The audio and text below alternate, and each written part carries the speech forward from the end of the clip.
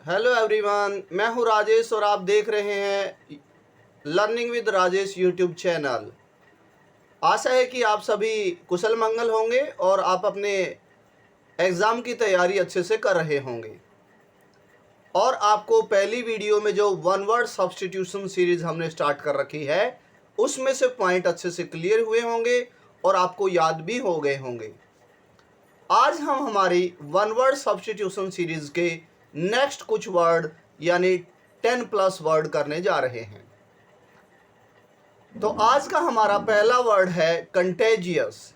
Contagious here means which spread by physical touch और contact. जैसे कि अभी हमने भारत में कोरोना महामारी के बारे में सुना है, पढ़ा भी होगा आपने, समाचार में सुना भी होगा। यह एक ऐसी बीमारी है जो कि दूसरों को टच करने या दूसरों के कांटेक्ट में आने से होती है और ऐसी बीमारी को क्या कहा जाता है? कंटेजियस, संक्रामक बीमारी। आई होप कि साइंस में आपने पहले ये बात पढ़ी होगी। Next word is contemporary. Contemporary here means of the same time. हमने एसएसटी में इतिहास बुक पढ़ी है, हमने उसका टाइटल भी पढ़ा होगा, भारत और समकालीन विश्व। तो समकालीन का मतलब यहां पर होता है कि उसी समय, यानी उसी समय भारत में क्या घटनाएं घट रही थी और उसके समकालीन विश्व में क्या घटनाएं घट रही थी। तो समकालीन का मतलब है उसी समय, of the same time, and it's known as contemporary in English. I hope you got the point. And the next word is contiguous. And contiguous here means two countries or state touching a common boundary, यानी समीपस्थ, यानी दो चीज़ें जो कि boundary touch करती हैं, ऐसी चीज़ों को या फिर ऐसे स्टेट या ऐसे देशों को क्या कहा जाता है? contiguous. I hope you got the point. And the next is contrite. Contrite means a person who is repenting after doing some work, showing deep sorrow for wrongdoing. यानी कुछ गलत करने के बाद रिपेंट करना, पश्चाताप करना, ऐसे पश्चातापी व्यक्ति को क्या कहा जाता है? Contrite. And the next word is कन्वल्सेशंस।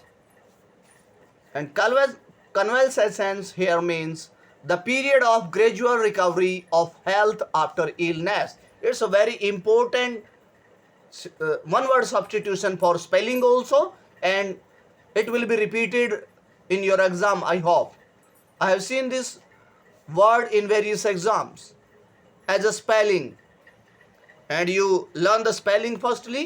Conval, CONVALESCENCE, convalescence.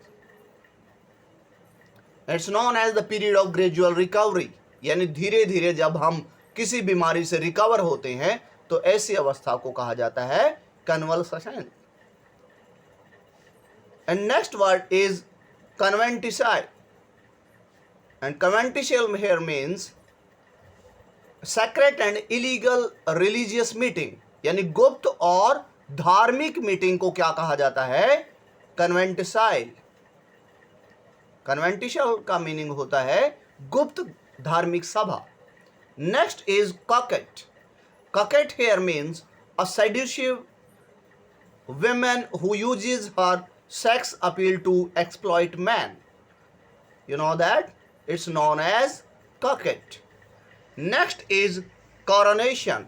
Coronation means ceremony of crowning a king. आपने हमारी जीके सीरीज में पढ़ा था कई राजाओं के राज्याभिषेक के बारे में, उन्होंने कब राजगद्दी हासिल की, यानी राज्याभिषेक को कॉरोनेशन कहा जाता है। And the next word is cosmopolitan. Cosmopolitan here means a person who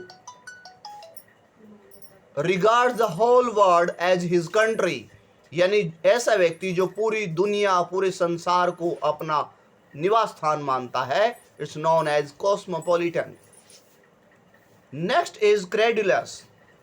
credulous means one who is simple and easily believes whatever is told, यानी ऐसा व्यक्ति जो हर किसी पर या किसी बात पर आसानी से विश्वास कर लेता है, आसु विश्वासी, ऐसे व्यक्ति को क्रेडुलस कहा जाता है।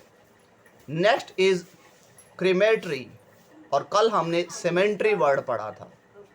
शमशान घाट, crematory, the place for corpse to be burned, जहाँ पर शव को दफनाया जाता है, बर्न्ट किया जाता है, इट्स नोन एज क्रीमेटरी, शमशान घाट. Next is cripple.